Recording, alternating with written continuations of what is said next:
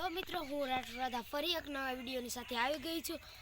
હું આવી ગઈ છું મારા ભાઈની વાડીએ. તેનું નામ છે નરસિંહભાઈ.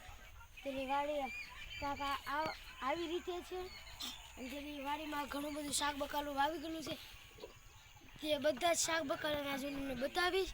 ચાલો તો રીંગણીની છોડથી ચાલુ કરી દે. રીંગણીની છોડ એમાં રીંગણા ઘણા બધા છે. આ બટકી રીંગણા, કટકી રીંગણા એવું કાંઈક કહે છે તે રીંગણા છે. આ મરચાના ઝાડ.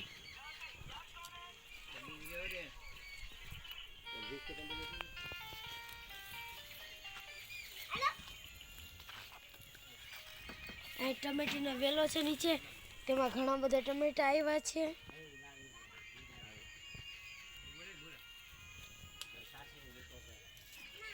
આ બધું જ લસણ છે. આ એટલામાં એક બે ક્યારામાં લકડું જ લસણ છે.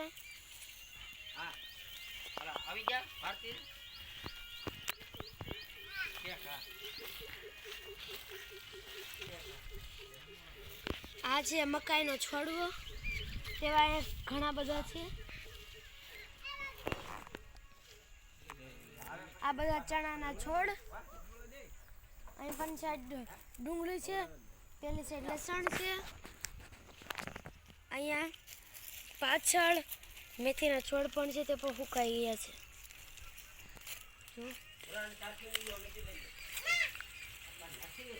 આ બધા મેથીના છોડ છે.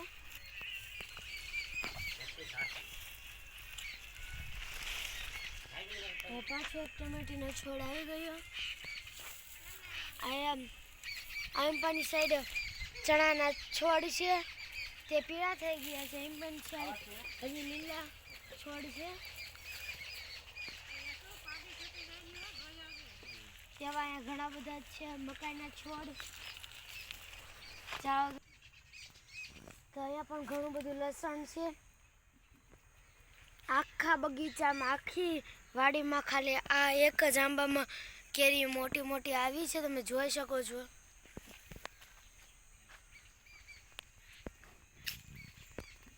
કેવી સરસ મજાની કેરીઓ આવી ગઈ છે. આ છે રાઈના છોડવા ઘણા બધા. આ છે દેશી ખાતર આપણું. તો આ છે નારિયેળી. અહીં બે નારિયેળી છે, એક તો કાપી નાખી છે. એક નારિયેળી છે, તેમાં 1 2 3 6 નારિયેળ દેખાય છે. જો આવી કેરીઓ આવી છે, આનાથી મોટી પણ હજી આંબામાં છે. તો સામેની બાજુ પણ ઘણા બધા નારિયેળીના ઝાડ છે. તો ચાલો આગળ જઈએ.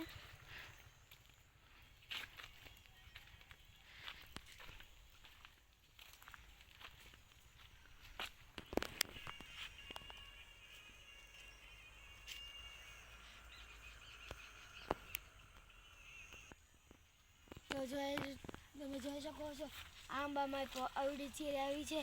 આવડી મોટી કેરી છે આંબામાં.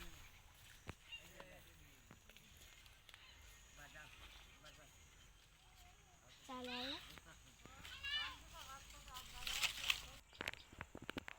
તો અહીં ઘણી બધી માંડવી વાવી ગયેલી છે. આ એક આખા ક્યારામાં માંડવી છે. તો ચાલો આગળ જઈશું આપણે.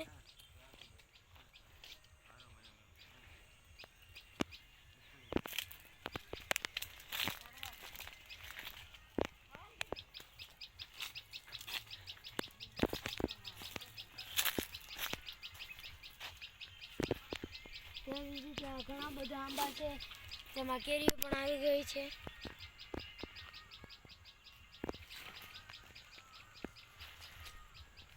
અહીંયા ઝાડના ઘણા બધા છોડવા પણ છે.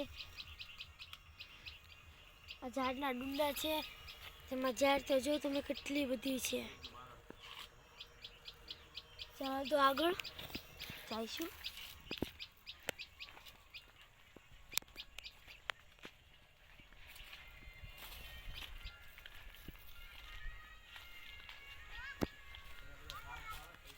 આ છે શેરડી ગમે એને પણ જેને શેવડી ભાવતી હોય તે કોમેન્ટમાં જરૂરથી જણાવજો. ચાલો આગળ જઈએ.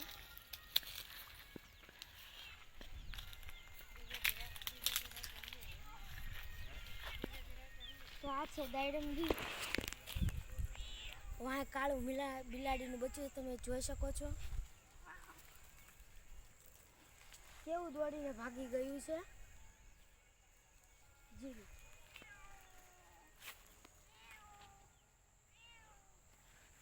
આ બિલાડીનું બચ્ચું.